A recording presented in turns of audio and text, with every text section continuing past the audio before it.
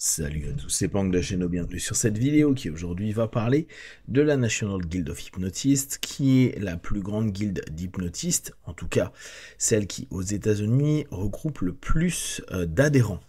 C'est une guilde qui va fêter ses 75 ans et il y a dans le dernier numéro de Journal of Hypnotism, hop, ici, une petite interview avec Dr. Dwayne Damon, qui est un des cofondateurs de la guilde et qui redonne quelques éléments sur comment était l'hypnose au début de la guilde, quel était l'objectif de faire une guilde, qui est passé et globalement ce qui est un peu attendu dans le futur. Alors, j'ai quelques points que j'ai notés que je trouve plutôt sympas.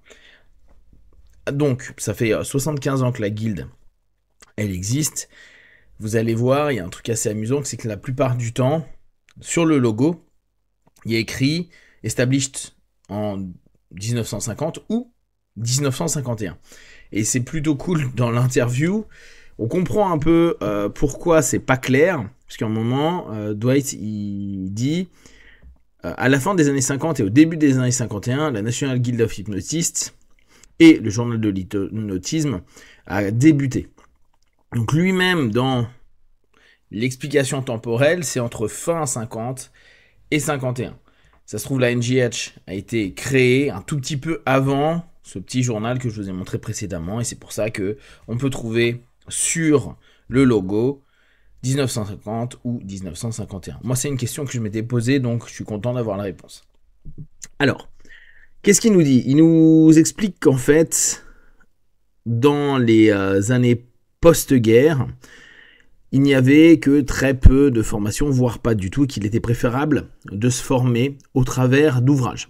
Lui d'ailleurs, il a commencé à s'intéresser à l'hypnose au travers d'un ouvrage de Conrady Lettner qui s'appelle Master Key to Hypnotism. D'accord ? Il dit qu'il l'avait trouvé dans un petit journal local qui coûtait une dizaine de cents et qui régulièrement faisait des grosses pubs pour que les gens consomment un maximum de petits produits et ouvrages qui étaient proposés.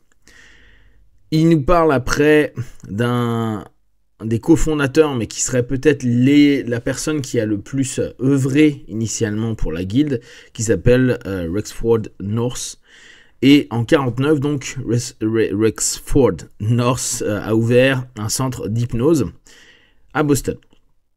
Il a permis, en fait, de faire la première classe d'hypnose de Boston au niveau du printemps 49. Et ce qu'il expliquait, c'est qu'ils n'étaient pas particulièrement nombreux parce qu'ils n'étaient que 3 pour ce cours-là. D'ailleurs, ces 3-là, plus le prof, donc Rexford, ils ont créé la guilde d'hypno. Plus tard, quand Knox est mort, en 86, la guilde est réapparue. Alors, ça, je ne le savais pas, mais la guilde, à la mort de North, elle a disparu. Elle a disparu parce que, comme beaucoup de systèmes et de groupements, c'est parce qu'il y a un leader qui s'investit beaucoup, qui se maintient. Une fois qu'il n'est plus là, c'est difficile et chacun va qu'un peu à ses occupations, même s'ils sont passionnés, même s'ils travaillaient chacun avec de l'hypnose ou autre, ils n'étaient pas forcément centrés sur la NGH. Ce qui, à mon avis, peut recommencer d'ici quelques années quand tous les anciens de la NGH vont partir, vont mourir, parce que il y a parfois peu de renouvellement dans la guilde, ce qui fait que ces dernières années, ils ont moins d'adhérents, mais surtout, il y a moins de monde aux conventions, où les personnes préfèrent aller notamment sur des conventions à Vegas ou en Floride. Alors, on a, dans les premières années de la NGH, Harry Arons, dont celui que vous connaissez parce que c'est lui qui a créé l'échelle de Arons, qui est notre échelle de suggestibilité, celui qu'on utilise le plus régulièrement, qui s'est associé à la NGH les premières années, puis après a créé sa propre organisation, la AEH. Le premier chapter de Boston, donc les chapters, c'était en gros des associations locales qui organisaient sur un thème défini, donc là de la NGH, mais vous avez des chapters très connus dans le monde de la moto. Et là, en hypnose, le premier chapter de la NGH, il a été bien sûr à Boston. Bon, il parle un petit peu de qui était dedans, ça c'est pas vraiment important. Dans les colonnes de Journal of Hypnotism, donc ce petit ouvrage-là, il y a eu des personnes comme Harry Aarons, Ormond McGill et Melvin Power. Chose intéressante, c'est que Ormond McGill a été considéré comme le doyen de l'hypnose. Je vous rappelle que chez Marchand de Trucs, ils ont, je dois avoir le nom là, la nouvelle encyclopédie de l'hypnose de scène. Il y a 3 tomes qui sont sortis, ça peut vous donner un petit peu une idée de comment McGill travaillait, à savoir que McGill était un magicien qui au fur et à mesure a fait de l'hypnose, et de l'hypnose donc de scène, ou en tout cas associée à la magie, puis au fur et à mesure de l'hypnose d'accompagnement. Durant les années 50, donc la NGH a créé des chapters. Ça a été plutôt bien accueilli jusqu'à la mort du docteur North. Et du coup, il n'y a eu plus qu'une douzaine de chapters qui ont tenté de rester en lien pour tenter de refaire vivre la guilde. Mais il a fallu attendre 1986. La guilde a été dormante. Alors, ce qui n'est pas très clair, c'est on ne sait pas quand elle s'est arrêtée, la guilde, en fait. Mais ça, je pense que je pourrais trouver peut-être des infos sur Internet. En 88, ils ont commencé à faire des ateliers NGH à New York, etc. Et c'était First et McGill qui s'en occupaient. Puis après, il y a Gil Boyne qui s'en est aussi occupé. Donc Gil Boyne, il a écrit entre autres ce petit bouquin-là. Et je vous rappelle, Gil Boyne, avec John Kappa, sont ceux qui ont beaucoup œuvré pour permettre le développement de lay hypnosis, c'est-à-dire de l'hypnose laïque, et que nous, quand nous ne sommes pas formés dans le médical, nous puissions proposer, partager de l'hypnose du quotidien pour aider, soutenir les personnes, sans jamais se croiser en tant que tel avec la notion d'hypnose médicale qui était spécialisée pour le monde et le staff médical. En 86, ils ont retravaillé le journal de l'hypnotisme, ils l'ont à nouveau ressorti. Et là, il y avait des éléments qui étaient intéressants. Ils ont pu organiser grâce à ça la première convention qui a eu lieu en 88. Il y a eu 250 personnes qui sont venues. Et il y avait des présentateurs qui étaient comme Charles Tebbets, qui est quand même le père fondateur de la thérapie des parties, Ormond McGill, Frank Anderson, Steve Lavelle et Jerry Valley, qui étaient 2 grands hypnos bien connus. Donc, McGill, il est resté jusqu'à ses 93 ans, le moment de sa mort. Le premier cours qui a été donné par la NGH, il n'y a pas vraiment de date, non, mais ils expliquaient que c'était sur 3 jours. Ils se sont rapidement rendus compte que c'était absolument pas suffisant.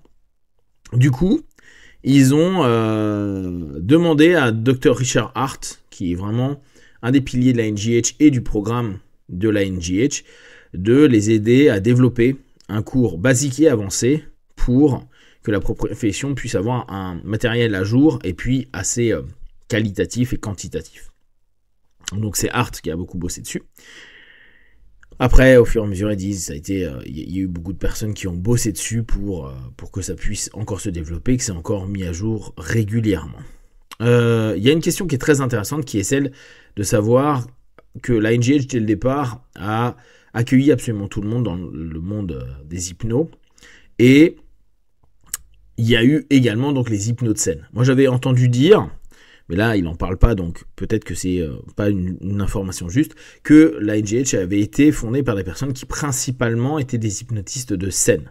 Mais là, comme on a pu voir au départ, ça semble pas forcément le cas.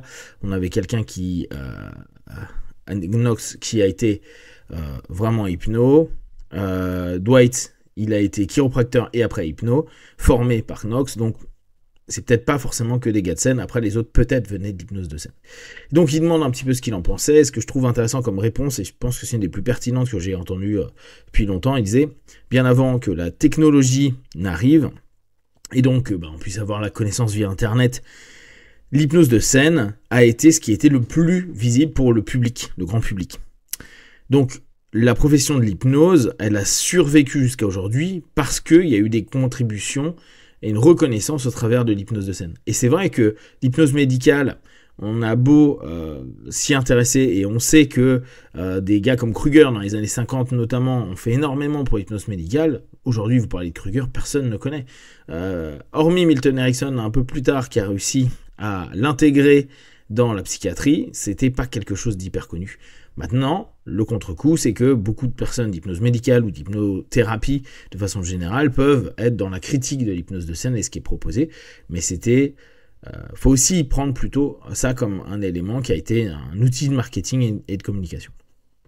Pour finir, vers le futur, il dit si les personnes attendent que la profession commence à devenir, on va dire, universitaire aux États-Unis, il dit c'est quasiment mort, même si c'est un peu inclus dans les cours de psychothérapie et de psychologie là-bas. Il explique que l'hypnose a pu se développer, et les cours notamment, parce qu'il y a eu des philosophies différentes, des histoires personnelles différentes, des méthodologies, et des buts financiers différents, des cours et des instructeurs, et il ne voit pas ça changer. Il dit que la standardisation, de toute façon, ne va être que très difficile, et que ça pourrait même faire diminuer le niveau global des graduates, des personnes qui vont être certifiées, parce que la différence, et là on s'en est bien rendu compte nous en France, on a été pendant très longtemps hypno-PNL, après hypnose ericksonienne, maintenant on a aussi l'ouverture avec de l'hypnose plus directe ou de l'hypnose hellmanienne, etc.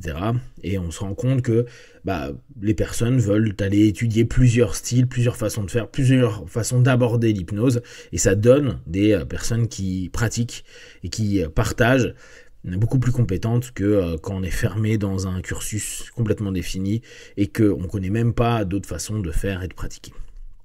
Donc, là, ouais, sur la dernière partie, il dit que la profession va continuer à évoluer très certainement et que il y aura certainement pas d'éléments universitaires. Nous, on a le DU en France, donc c'est un petit peu différent, mais que va peut-être y avoir des spécialisations qui vont se faire pour les lay hypnotistes qui pourront exploiter ultérieurement et faire avancer la profession de cette façon-là. Voilà, j'espère que ça vous a intéressé. Si vous avez des questions à dire, moi que vous voulez partager sur Facebook, YouTube, j'y répondrai le plus rapidement possible. Comme d'habitude, de tout ce que je propose, ne prenez que ce qui est bon et juste pour vous tester, observer, analyser et conclure. Be one, ciao.